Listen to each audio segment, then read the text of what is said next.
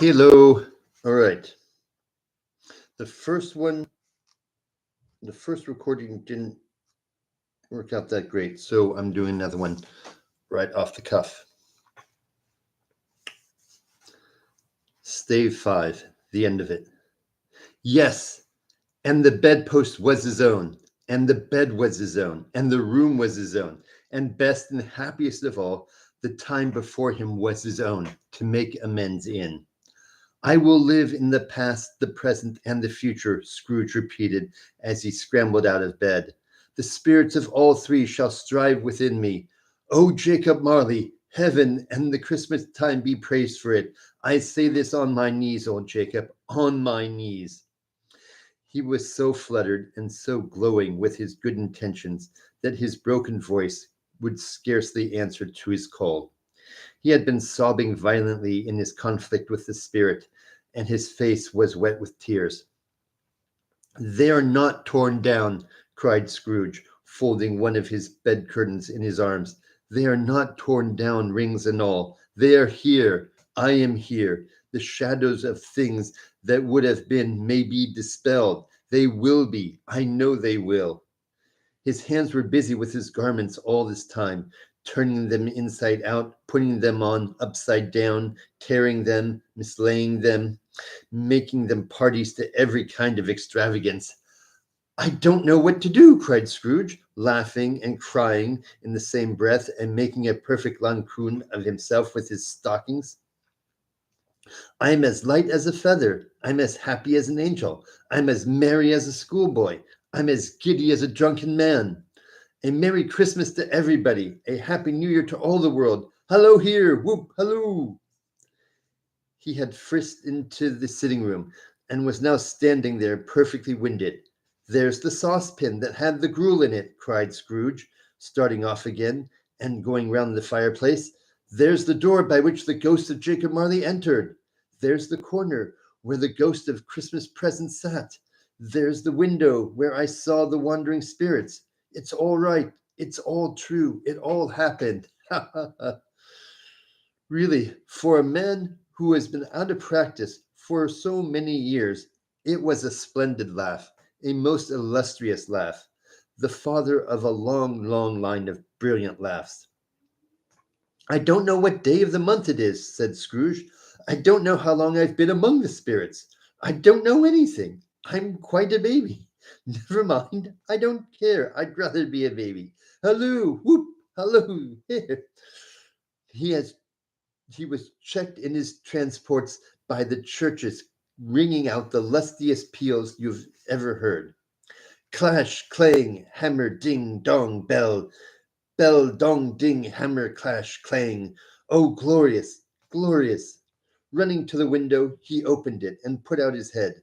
No fog, no mist. Clear, bright, jovial, stirring, cold, cold, piping for the blood to dance to. Golden sunshine, heavenly sky, sweet fresh air, merry bells. Oh, glorious, glorious.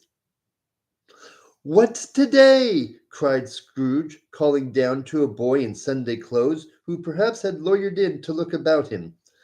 "Eh?" returned the boy, with all his might of wonder. "What's today, my young fellow?" said Scrooge. "Today," replied the boy. "Why, Christmas Day." "It's Christmas Day," Scrooge said to himself. "I haven't missed it. The spirits have done it all in one night. They can do anything they like. Well, of course they can. Of course they can. Hello, my fine fellow. Hello," returned the boy. "Do you know the Poulters in the next street but one at the corner?" Scrooge inquired. "I should hope I do," replied the lad. "An intelligent boy," said Scrooge. "A remarkable boy. Do you know whether they've sold the prize turkey that was hanging up there? Not the little prize turkey, the big one." "What? The one as big as me?" returned the boy.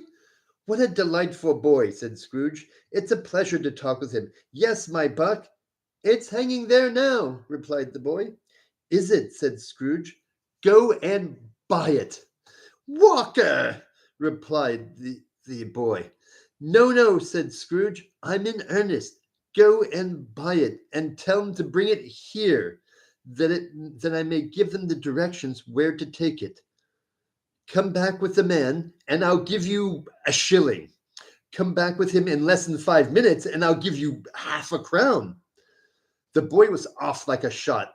He must have had a steady hand at the trigger who could have gotten a shot off half so fast. "I'll send it to Bob Cratchit," whispered Scrooge, rubbing his hands and splitting with a laugh. "He shan't know who sent it. It's twice the size of Tiny Tim. Joe Miller never made such a joke as sending it to Bob will be." The hand in which he wrote the address was not a steady one, but write it he did, somehow, and went downstairs to open the street door, ready for the coming of the poulterer's man. As he stood there, waiting his arrival, the knocker caught his eye.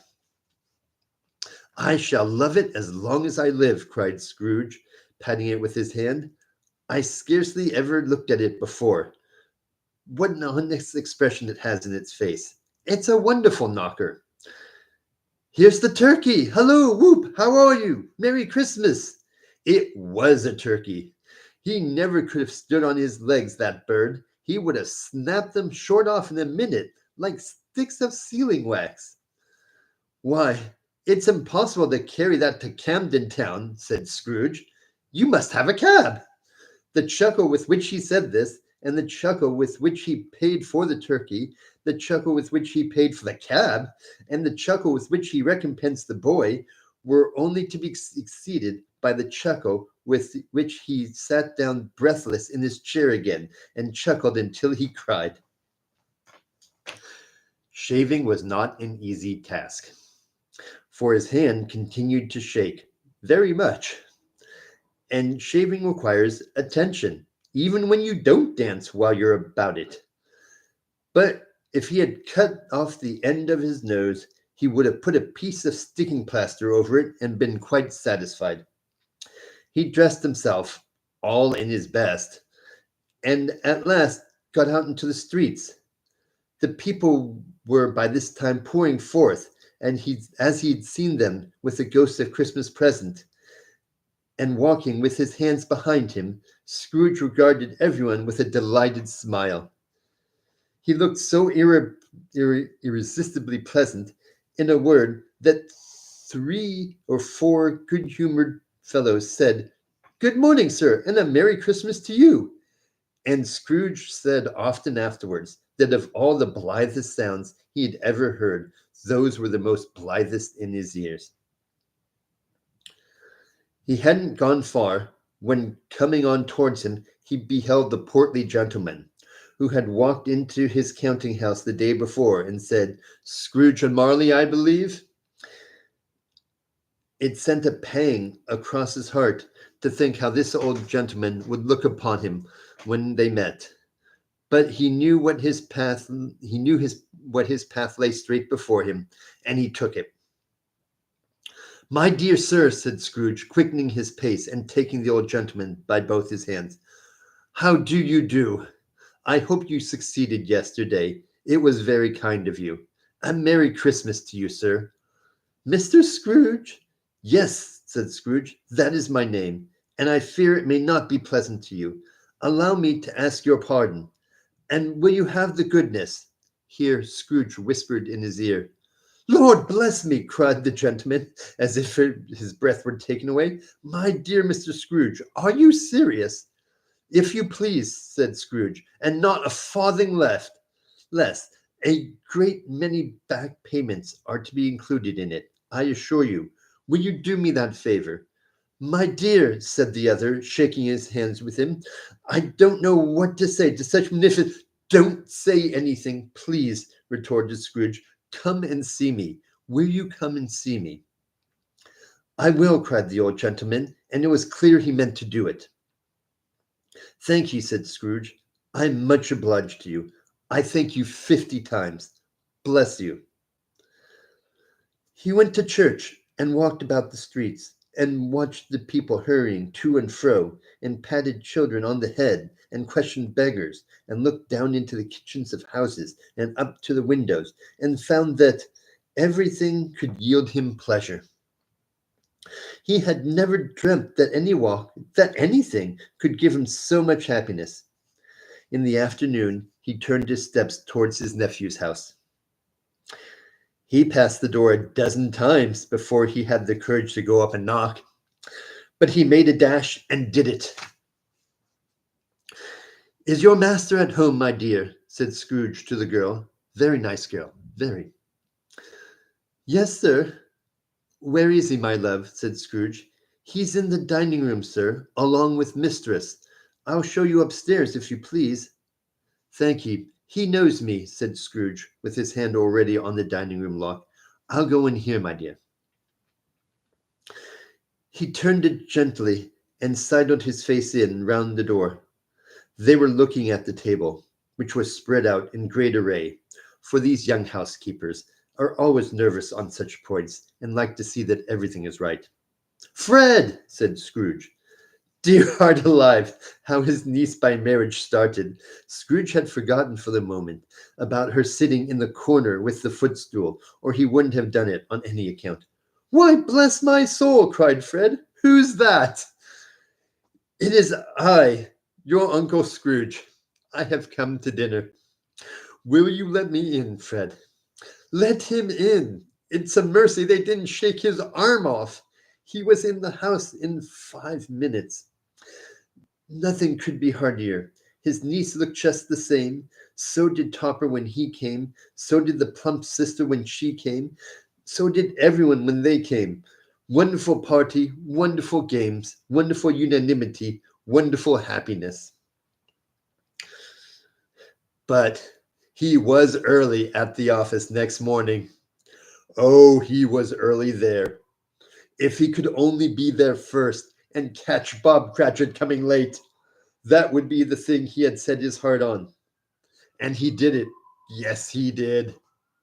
The clock struck 9. "No, Bob." A quarter past. "No, Bob." He was full 18 minutes and a half behind his time. Scrooge sat with his door wide open, that he might be able to see him come into the tank. His hat was off before he opened the door, his comforter too. He was on his stool in a jiffy, driving away with his pen, as if he were trying to overtake 9 o'clock. "Hello," growled Scrooge, in his accustomed voice, or as near as he could feign to it. "What do you mean by coming here at this time of day?" "I'm very sorry, sir," said Bob. "I am behind my time." "You are?" replied Scrooge. "Yes, I think you are." "Step this way, sir, if you please." "It's only once a year, sir," pleaded Bob, appearing from the tank. "It shall not be repeated. I was making rather merry yesterday, sir." "Now, I'll tell you what, my friend," said Scrooge. "I am not going to stand for this sort of thing any longer. And therefore," he continued, leaping from his stool and giving Bob such a dig in the waistcoat that he staggered back into the tank again, "and therefore, I'm about to raise your salary." Bob trembled and got a little nearer to the ruler. He had a momentary idea of knocking Scrooge down with it, holding him and calling to people in the court for help and the straight waistcoat. "A Merry Christmas, Bob," said Scrooge, with an earnestness that could not be mistaken, as he clapped him on the back. "A merrier Christmas, Bob, my good fellow, than I have given you for many a year. I'll raise your salary and endeavor to assist your struggling family, and we'll discuss your affairs this very afternoon over a Christmas bowl of smoking bishop. Bob, make up the fires and buy another coal scuttle before you dot another I, Bob Cratchit." Scrooge was better than his word. He did it all, and infinitely more. And to Tiny Tim, who did not die, he was a second father. He was as good a friend, as good a master, and as good a man as the good old city knew, or as any good old city, town, or borough in the good old world. Some people laughed to see the alteration in him, but he let them laugh, and little heeded them, for he was wise enough to know that nothing has ever happened on this globe for good, at which some people did not have their fill of laughter in the outset. And knowing that such as these would be blind anyways, he thought it quite as well that they should wrinkle up their eyes in grins as have the malady in less attractive forms. His own heart laughed, and this was quite enough for him. He had no further intercourse with spirits, but lived upon the total abstinence principle ever afterwards. It was always said of him that he knew how to keep Christmas well, as if any man alive possessed the knowledge. May that truly be said of us, and all of us. And so, as Tiny Tim observed, God bless us, every one. Thank you.